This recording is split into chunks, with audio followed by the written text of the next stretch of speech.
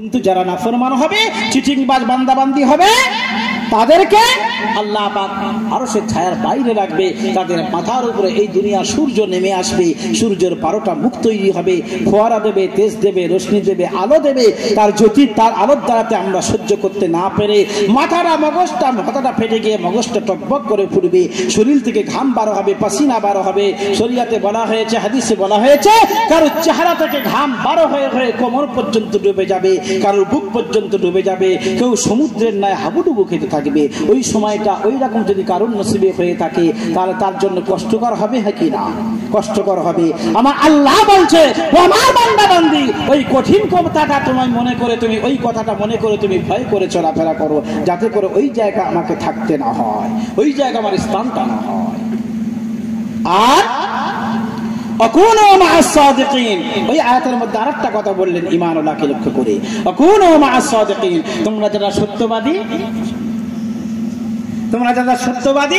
সত্যবাদীদের সঙ্গে তোমরা সম্পর্কটা তৈরি করো। যারা মিথ্যা কথা বলে, যারা ধোঁকা দেয়, যারা চিটিংবাজি করে, যারা অন্যায় কথা বলে, মিথ্যা ব্যবসা করতে গেলে মিথ্যা বলে, এমন একটা জায়গা ব্যবসা করতে গিয়ে মিথ্যা না বললে ব্যবসা করা যায়, তবু সেখানে মিথ্যাটাকে সত্য প্রমাণিত করার জন্য আল্লাহর কসম পর্যন্ত খেয়ে সেটাকে বলে মুসলমান। এমন আছে কি না? হ্যাঁ, তাহলে আমরা সবাই সত্য কথা বলি তো?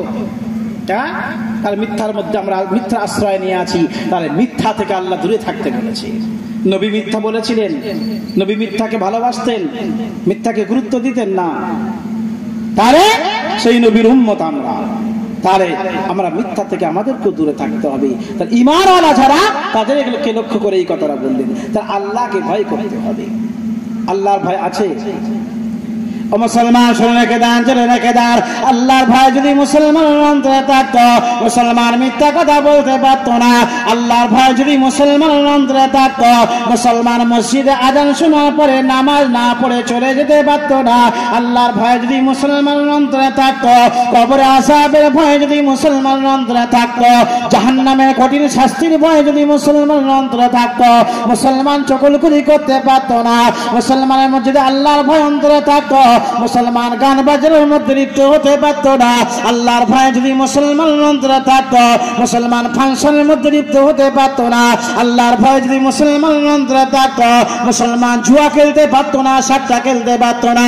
আল্লাহর ভয় যদি মুসলমানের অন্তরে থাকতো, মুসলমান মদ পান করতে পারত না। আল্লাহর ভয় যদি মুসলমানের অন্তরে থাকতো, মুসলমান সুদের মধ্যে লিপ্ত হতে পারত না। আল্লাহর ভয় যদি মুসলমান নারীদের মধ্যে থাকতো, কোন মুসলমান নারীরা তারা বেপরদায় ভাবে চলাফেরা করতে পারত না। ও মুসলমান বলো, আমি যে কটা কথা বললাম, এই ক্যাটাগরির মানুষ মনে হয় নস্করপুর এলাকার মধ্যে নাই।